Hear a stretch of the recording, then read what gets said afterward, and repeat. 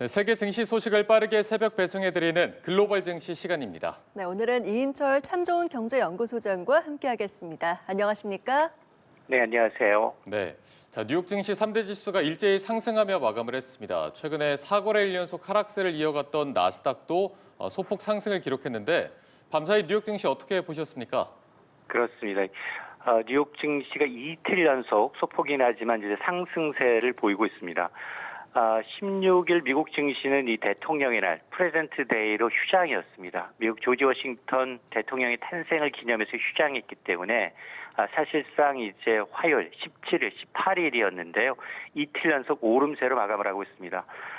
뉴욕 증권거래소의 이 블루칩 중심의 다우존스 산업평균 지수는 0.26% 상승했고요. 49,663으로 거래를 마쳤습니다. 대용지수 S&P 500 지수도 0.56% 뛰었고요. 나스닥 지수도 0.78% 상승을 했습니다.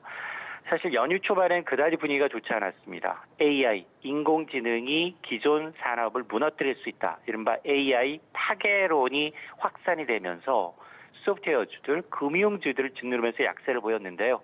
하지만 이제 기술주 낙폭이 과대했다라는 인식과 함께 대형 이제 기술주들의 이제 M&A 소식, 이제 투자 의견 상향 조정 소식이 나오면서 저가 매수가 유입이 됐습니다. 다만 오늘 좀 아쉬웠던 건 1월 중 이제 연준에 FOMC 의사록이 공개가 됐는데요. 예상보다도 상당히 좀 매파적이었다라는 평가가 우세합니다. 지금 인플레이션 우려를 강조하면서 지금 금리, 특히나 이제 이 고용 하방 위험이 좀 희석된 것이 오히려 연준의 첫 금리 인하 시점이 6월 이후로 더 미뤄질 수 있다라는 분위기 때문에 장막판 급반등하는 변동성은 여전한 상황입니다.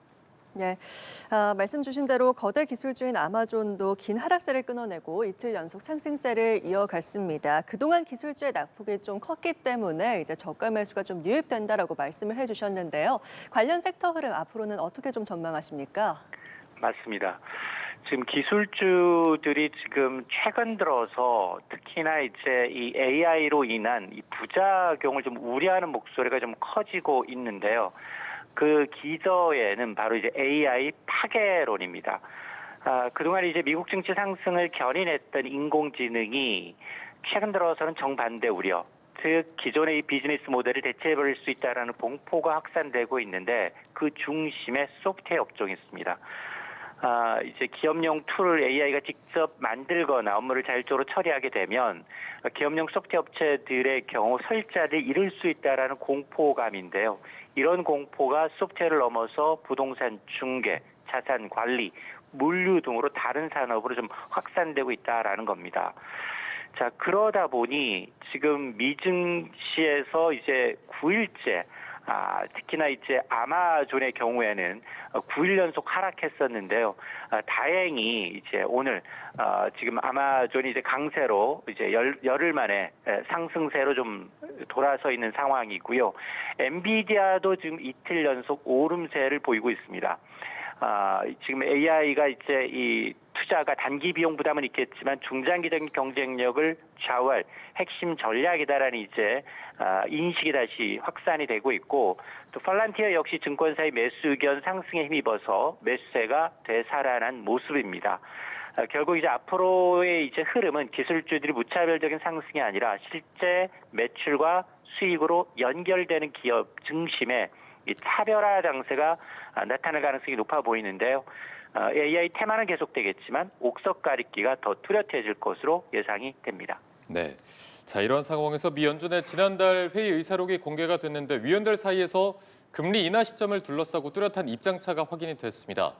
이런 불확실성 때문인지 비트코인 등 가상화폐 시장은 일제히 하락세를 보였는데 글쎄요, 국내 증시에 미칠 영향은 얼마나 있다고 보십니까? 맞습니다. 지금 사실은 국내 증시도 단기 변동성이 확대될 가능성이 높아 보이는데요. 연준의 이제 회의록에서 확인된 것은 바로 이제 속도 조절이라고 할 수 있습니다.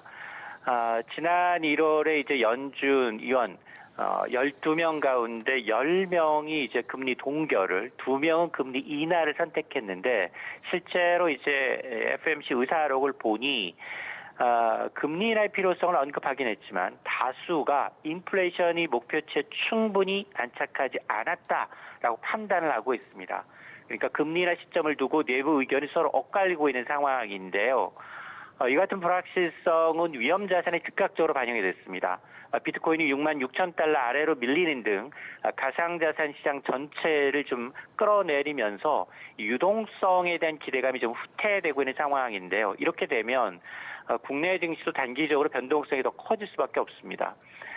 특히 이제 성장주, 2차 전지, 코인 관련주처럼 금리에 민감한 업종의 경우에는 종목군이 영향을 받을 수밖에 없는데요. 다만 그동안 이제 국내 증시가 미증시의 악재는 오전에 이제 굉장히 잠깐 반영을 하고 오후에 또 개인들이 외국인이 매도하면 매수로 또 외국인이 매수하면 매도로 대응을 하면서 정말 하방을 강력하게 좀 방어하는 양상이기 때문에 아마 이제 이런 미국 증시와는 좀 다른 흐름을 보일 수도 있습니다.